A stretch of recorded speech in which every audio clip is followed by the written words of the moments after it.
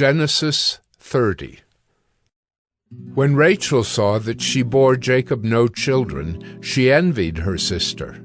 She said to Jacob, "Give me children, or I shall die." Jacob's anger was kindled against Rachel, and he said, "Am I in the place of God, who has withheld from you the fruit of the womb?" Then she said, "Here is my servant Bilhah. Go into her, so that she may give birth on my behalf, that even I may have children through her." So she gave him her servant Bilhah as a wife, and Jacob went in to her. And Bilhah conceived and bore Jacob a son. Then Rachel said, "God has judged me, and has also heard my voice and given me a son." Therefore she called his name Dan. Rachel's servant Bilhah conceived again, and bore Jacob a second son. Then Rachel said, "With mighty wrestlings I have wrestled with my sister, and have prevailed." So she called his name Naphtali. When Leah saw that she had ceased bearing children, she took her servant Zilpah, and gave her to Jacob as a wife. Then Leah's servant Zilpah bore Jacob a son, and Leah said, "Good fortune has come." So she called his name Gad. Leah's servant Zilpah bore Jacob a second son, and Leah said, "Happy am I, for women have called me happy." So she called his name Asher. In the days of wheat harvest, Reuben went and found mandrakes in the field, and brought them to his mother Leah. Then Rachel said to Leah, "Please, give me some of your son's mandrakes." But she said to her, "Is it a small matter that you have taken away my husband? Would you take away my son's mandrakes also?" Rachel said, "Then he may lie with you tonight in exchange for your son's mandrakes." When Jacob came from the field in the evening, Leah went out to meet him and said, "You must come in to me, for I have hired you with my son's mandrakes." So he lay with her that night, and God listened to Leah, and she conceived and bore Jacob a fifth son.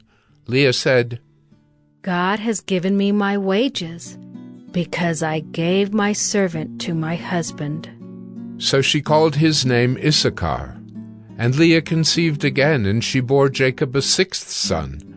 Then Leah said, "God has endowed me with a good endowment. Now my husband will honor me, because I have borne him 6 sons." So she called his name Zebulun. Afterward she bore a daughter, and called her name Dinah. Then God remembered Rachel, and God listened to her and opened her womb. She conceived and bore a son, and said, "God has taken away my reproach." And she called his name Joseph, saying, "May the Lord add to me another son." As soon as Rachel had borne Joseph, Jacob said to Laban, "Send me away, that I may go to my own home and country. Give me my wives and my children, for whom I have served you, that I may go, for you know the service that I have given you." But Laban said to him, "If I have found favor in your sight, I have learned by divination that the Lord has blessed me because of you. Name your wages, and I will give it." Jacob said to him, You yourself know how I have served you, and how your livestock has fared with me. For you had little before I came, and it has increased abundantly, and the Lord has blessed you wherever I turned. But now, when shall I provide for my own household also?" He said, "What shall I give you?" Jacob said, You shall not give me anything. If you will do this for me, I will again pasture your flock and keep it. Let me pass through all your flock today, removing from it every speckled and spotted sheep, and every black lamb, and the spotted and speckled among the goats, and they shall be my wages. So my honesty will answer for me later, when you come to look into my wages with you. Every one that is not speckled and spotted among the goats, and black among the lambs, if found with me, shall be counted stolen." Laban said, "Good, let it be as you have said." But that day Laban removed the male goats that were striped and spotted, and all the female goats that were speckled and spotted, every one that had white on it, and every lamb that was black, and put them in the charge of his sons. And he set a distance of 3 days' journey between himself and Jacob pastured the rest of Laban's flock. Then Jacob took fresh sticks of poplar and almond and plane trees, and peeled white streaks in them, exposing the white of the sticks. He set the sticks that he had peeled in front of the flocks in the troughs, that is, the watering places where the flocks came to drink.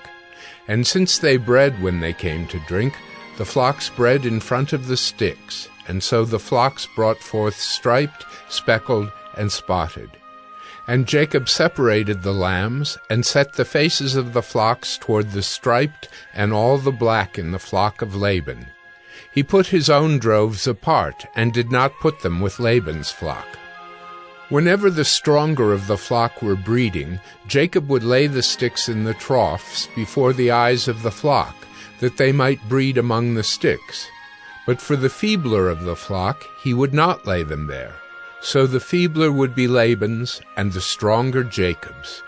Thus the man increased greatly, and had large flocks, female servants and male servants, and camels and donkeys.